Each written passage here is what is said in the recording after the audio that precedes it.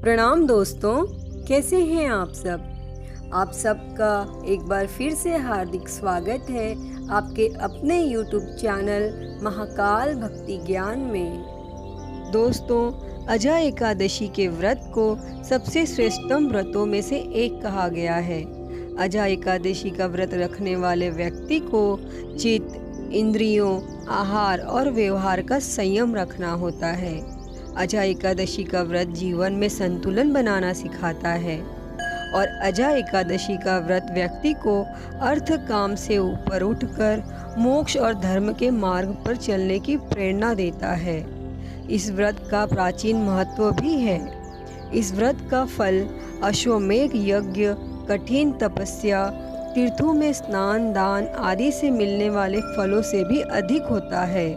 अजा एकादशी का व्रत मन को निर्मल बनाता है।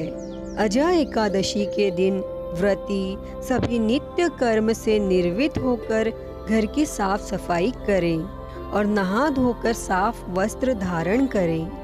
भगवान विष्णु की प्रतिमा स्थापित करने के बाद लाल पुष्प की माला, अक्षत, फल व नैवेद्य भगवान विष्णु को अर्पण करें। अजा एकादशी के दिन भगवान विष्णु के ओम नमो वासुदेवाय का जाप करना अत्यंत शुभ होता है। अजा एकादशी के दिन ब्राह्मणों को दान देने का भी विशेष महत्व है, इसीलिए हो सके तो किसी भी ब्राह्मण को दान अवश्य दें। तो दोस्तों, आइए सुनते हैं अजा एकादशी की व्रत कथा। तो आप सभी से विनम्र निवेदन है कि यह वीडियो अंत तक जरूर देखें। पौराणिक काल में अयोध्या नगरी में एक चक्रवर्ती राजा राज्य करता था। उसका नाम हरिश्चंद्र था। वह अत्यंत ही वीर, प्रतापी तथा सत्यवादी था। प्रभु इच्छा से उसने अपना राज्य स्वप्न में एक ऋषि को दान कर दिया और परिस्थितिवश उसे अपनी स्त्री और पुत्र को भी बेच देना पड़ा। स्वयं वह एक चांडाल का दास बन गया। उसने उस चांडाल के यहाँ कफन लेने का काम किया, किंतु उसने इस आपत्ति के काम में भी सत्य का साथ नहीं छोड़ा। जब इसी प्रकार उसे कई वर्ष बीत गए तो उसे अपने इस नीच कर्म पर बड़ा दुख हुआ और वह इससे मुक्त होने का उपाय खोजने लगा। वह सदैव इसी चिंता में रहने लगा कि मैं क्या करूं, किस प्रकार इस नीच कर्म से मुक्ति पाऊं। एक बार की बात है, वह इसी चिंता में बैठा था कि गौतम ऋषि उसके पास पहुँचे। हरिश्चंद्र ने उन्हें प्रणाम किया और अपनी दुख भरी कथा सुनाने लगा।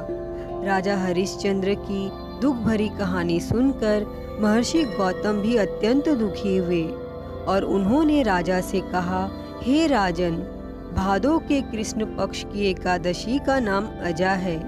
तुम उस एकादशी का विधान पूर्वक व्रत करो तथा रात्रि को जागरण करो, इससे तुम्हारे सभी पाप नष्ट हो जाएंगे। महर्षि गौतम इतना कह के आलोप हो गए। अजा नाम की एकादशी आने पर राजा हरिश्चंद्र ने महर्षि के कहे अनुसार विधान पूर्वक उपवास तथा रात्रि जागरण किया। इस व्रत के प्रभाव से राजा के सभी पाप नष्ट हो गए और उस समय स्वर्ग में नगाड़े बजने लगे तथा पुष्पों की वर्षा होने लगी और उसने अपने समक्ष ब्रह्मा, विष्णु, महेश तथा देवेंद्र आदि देवताओं को खड़ा पाया। उसने अपने मृतिक पुत्र को जीवित तथा अपनी पत्नी को राजसी वस्त्र और आभूषणों से परिपूर्ण देखा। व्रत के प्रभाव से राजा को पुनः अपने राज्य की प्राप्ति हुई। वास्तव में एक ऋषि ने राजा की परीक्षा लेने के लिए यह सब कौतुक किया था, परंतु अजा एकादशी के व्रत के प्रभाव से ऋषि द्वारा रची गई सारी माया समाप्त हो गई और अंत समय में हरिश्चंद्र अपने परिवार सहित स्वर्गलोक को गए। दोस्तों, मनुष्य अपने जीवन में अपनी जिम्मेदारियों से घिरा है, जिसमें परिवार, समाज और धन कमाने की जिम्मेदारी महत्वपूर्ण है। जिसे वो बड़ी ही कठिनाइयों से पूर्ण कर पाता है, जो शेषनाग के स्वरूप की तरह ही भयंकर है।